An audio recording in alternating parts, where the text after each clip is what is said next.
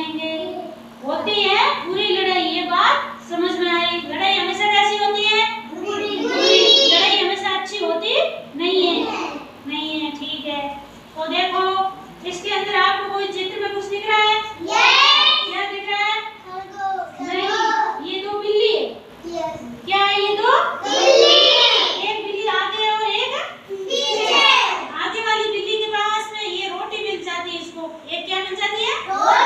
रोटी, पूरी रोटी मिल जाती है। तो फिर इसके दोनों के बीच में क्या शुरू हो जाता है? लड़ाई झगड़ा शुरू हो जाता है। किस लिए?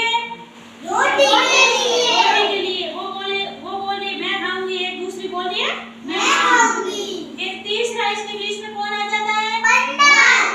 बंदर मामा। बंदर मामा किस लिए आते हैं? दोनों बिल्लियों के बीच में न्याय दिलाने के लिए कि आपका झगड़ा मैं नहीं होने दूंगा, शांत कर दो। तो बंदर मामा क्या बोलते हैं इसको कि आपकी रोटी मैं आपको दोनों को आधी आधी करके दे दूंगा। तो बंदर मामा फिर क्या करते हैं? देखो तराजू होती है ना, ताकड़ी तराजू, तराजू लेते हैं। फिर तराजू के अंदर आधी सपाटी इधर, आधी सपाटी इधर। फिर दोनों मतलब बिल्लियों को आधा आधा देते। तो एक तराजू के अंदर थोड़ी रोटी ज्यादा हो जाती। तो बंदर मामा क्या करते? वो लेके खा लेते। फिर वो इसमें से दूसरे तराजू में से खाते हैं, फिर दूसरे तराजू में ज्यादा हो जाती। तो बंदर मामा क्या करते?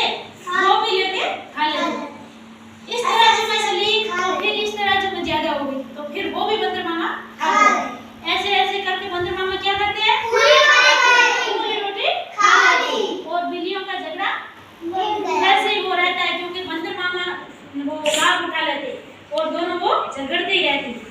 तो ऐसे करके बंदर मामा पूरी रोटी खा लेते। तो मतलब दोनों के बीच में इस कहानी से क्या शिक्षा मिलती है? कि कभी भी लड़ाई कभी नहीं करनी चाहिए। दोनों के बीच में कभी लड़ाई होती है ना, तो दोनों को मिलजुल करके वो बांट के खानी चाहिए। तीसरे को नहीं बुलाना चाहिए। तीसरे को बुलाने से क्या होता है? वो फायदा उठा लेता है। देखो दोनों बिल्लियों को थोड़ी एक दूसरे को ज्यादा मिल जाती तो कुछ नहीं अच्छा होता, पर फिर क्या है? तो वो एक को भी नहीं मिली थोड़ी भी, और बंदर मामा ने क्या किया?